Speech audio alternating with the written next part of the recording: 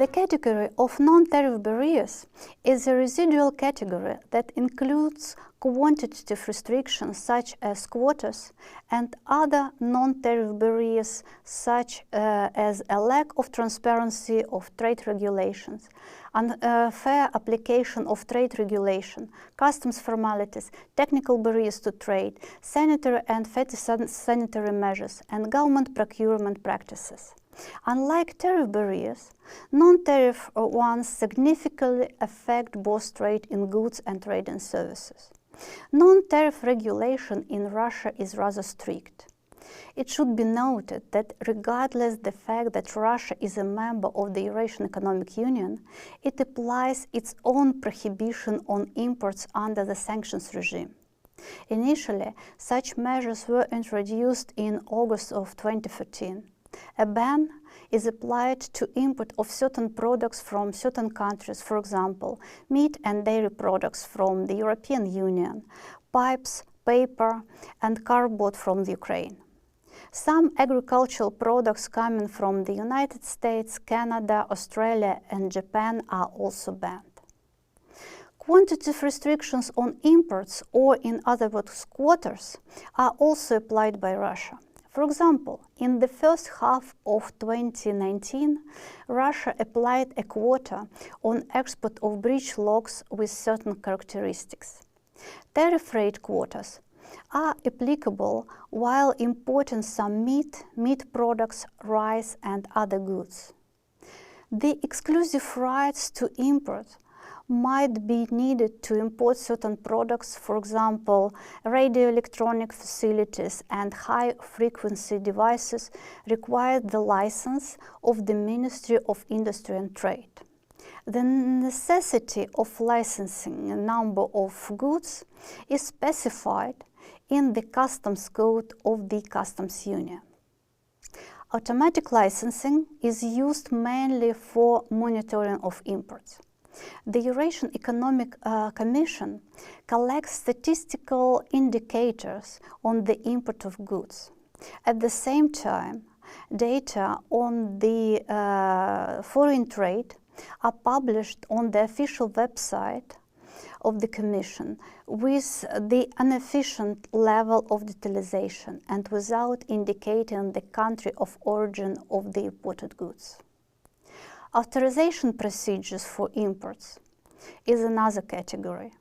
The customs declaration can be made by an assigned manager of a Russian registered company, including foreign companies established under the Russian law. It is presented to the local customs office in the city where the company is registered. A company exporting to Russia can also call in a customs broker who will take charge of carrying out customs formalities in its name. Clearance inward with immediate payment of duties and taxes is a regime most commonly used by operators exporting to Russia. All importation must present a freight declaration. Another very important set of rules that might create barriers to import are standards and other technical requirements. The legal framework for standards, technical regulations, and conformity assessment can be found in the Eurasian Economic Union Treaty and in the national legislation. The treaty states that technical regulations of its members shall be used for the purpose of protecting life and of human health, property, the environment, protecting life and or health of animals and plants, prevention of actions misleading consumers, as well as to ensure energy efficiency and resource conservation within the Eurasian Economic Union.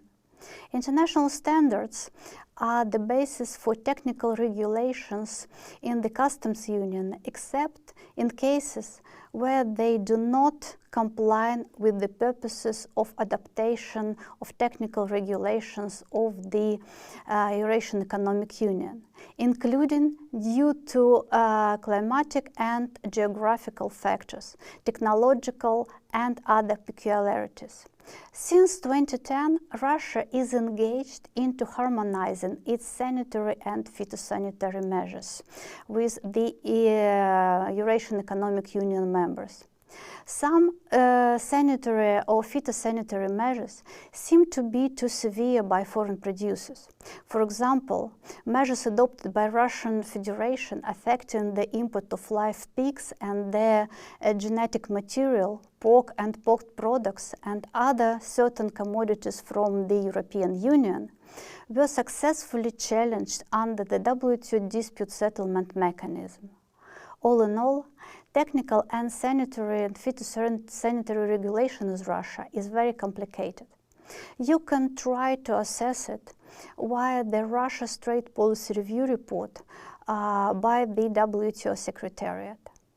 It contains more detailed information on the issues and references to the main administrative bodies involving in this type of regulation. In order to illustrate some peculiarities of the application of non-tariff regulation, let us look at some cases.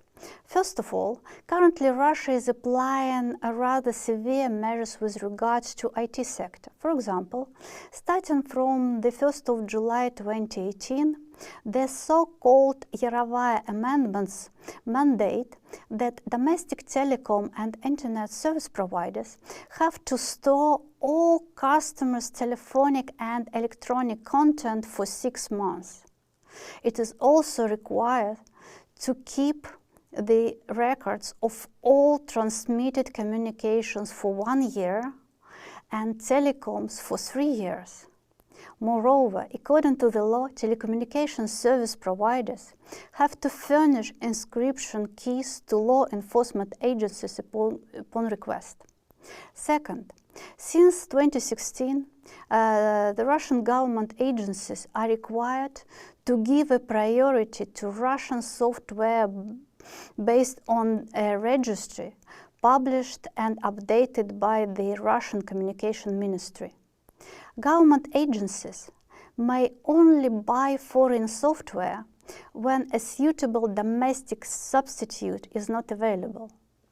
To be fair, similar provisions can be found in legislation of many countries, so Russia is not unique in this sense. Since September of 2015, there is a requirement for companies under the Personal Data Localization Law to store personal data of Russian citizens only on servers physically located within Russia. This law made it more difficult for companies to select cloud-based IT solutions. The Russian Federal Service for the Supervision in the Sphere of Telecom, Information and Technologies and Mass Communications, or Roskomnadzor, was given an authority to fine companies that violate the law and to restrict an access to their website. Another issue is the requirement to install a Russian Global Navigation Satellite System, or GLONASS, or GLONASS-compatible satellite navigation, or on all Russian-manufactured aircraft. In addition, all vehicles, both new and used, that are imported should be equipped with the system. Any vehicle without GLONASS equipment cannot be imported into Russia. The idea behind such measure is obvious. The Russian Federation developed the GLONASS as an alternative to American GPS, and by the enforcement to use it, the government creates a market for it.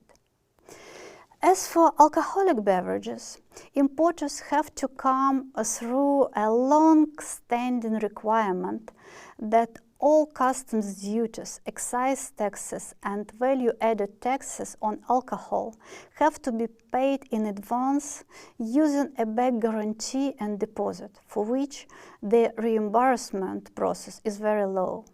Importers are concerned that the assessment and licensing procedure administered by different Russian government agencies and the Eurasian Economic Commission add an unnecessary level of complexity, leading to increased cost and delays.